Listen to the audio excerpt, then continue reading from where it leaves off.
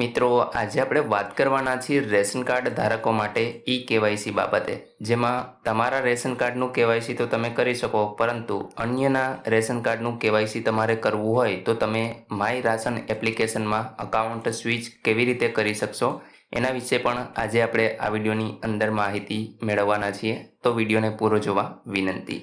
જો તમને વિડીયો ગમે તો લાઈક કરજો, તમારા મિત્રો સુધી શેર કરજો અને ચેનલને સબસ્ક્રાઈબ કરી લેજો, જેથી આવી કોઈ પણ માહિતી આપ સુધી પહોંચતી રહે. તો ચાલો શરૂ કરીએ. મિત્રો, તમે માય રાશન એપ્લિકેશન ઓપન કરશો એટલે તમને આ પ્રકારે કંઈક લોડિંગ પેજ જોવા મળશે. હવે અહીં તમે જોઈ શકો છો, લોગિન માટે તમારા નોંધણી મોબાઈલ નંબર છે એ અહીંયા દાખલ કરવાના છે.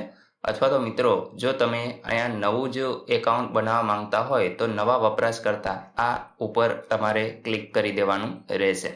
તો મિત્રો, એક વખત માની લો કે તમારું અકાઉન્ટ થઈ ગયું છે, પછી તમારે એને સ્વિચ કરવું છે, એટલે કે કોઈ અન્યનું કેવાયસી કરવાનું છે, બીજા રેશન કાર્ડનું કેવાયસી કરવાનું છે. તો તમારે શું કરવું? મિત્રો, મેં અહીં મારું અકાઉન્ટ લોગિન કરી લીધું છે. હવે માની લો કે મારું જે કેવાયસી છે એ કમ્પ્લીટ થઈ ગયું છે. હવે મારે બીજા રેશન કાર્ડનું પણ કેવાયસી કરવાનું છે. તો એ કઈ રીતે કરવું? તો અહીં મિત્રો તમે નીચે આવશો તો અહીંયા એક તમને ઓપ્શન જોવા મળશે, બહાર નીકળો. આ ઓપ્શન ઉપર તમારે ક્લિક કરી દેવાનું છે. ત્યાર પછી માય રાશન એપ્લિકેશન ફરી તમે ઓપન કરશો તો મિત્રો તમને આ પ્રકારે કંઈક મેસેજ જોવા મળશે. અહીંયા જે તમે પહેલે લોગિન કરેલું હતું એ મોબાઈલ નંબર જોવા મળશે. નીચે તમને લોગિનનો ઓપ્શન જોવા મળશે અને અહીંયા જે લાસ્ટમાં તમને જોવા મળશે એકાઉન્ટ સ્વિચ કરો. તો મિત્રો, તમારે જો અન્ય કોઈ રેશન કાર્ડનું કેવાયસી કરવું હોય તો સૌપ્રથમ તો તમારે આના ઉપર ક્લિક કરવાનું છે, એકાઉન્ટ સ્વિચ કરો. એટલે મિત્રો અહીં તમે જોઈ શકો છો કે અહીંયા તમારે ફરી પાછો જે બીજા કોઈ વ્યક્તિનો મોબાઈલ નંબર છે એ એડ કરવાનો રહેશે. એટલે કે જેનું પણ રેશન કાર્ડ છે એ વ્યક્તિનો મોબાઈલ નંબર તમારે એડ કરવાનો રહેશે.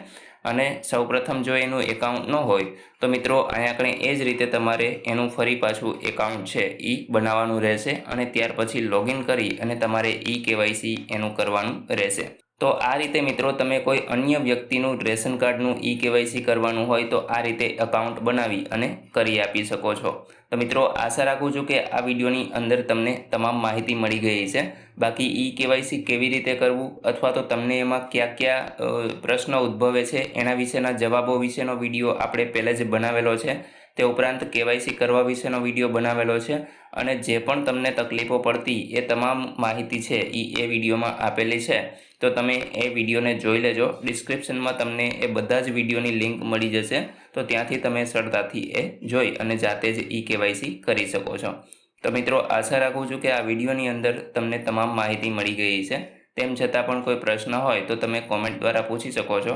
વિડીયોને લાઇક કરજો, તમારા મિત્રો સુધી શેર કરજો અને ચેનલને સબસ્ક્રાઈબ કરી લેજો, જેથી આવી કોઈ પણ માહિતી આપ સુધી પહોંચતી રહે.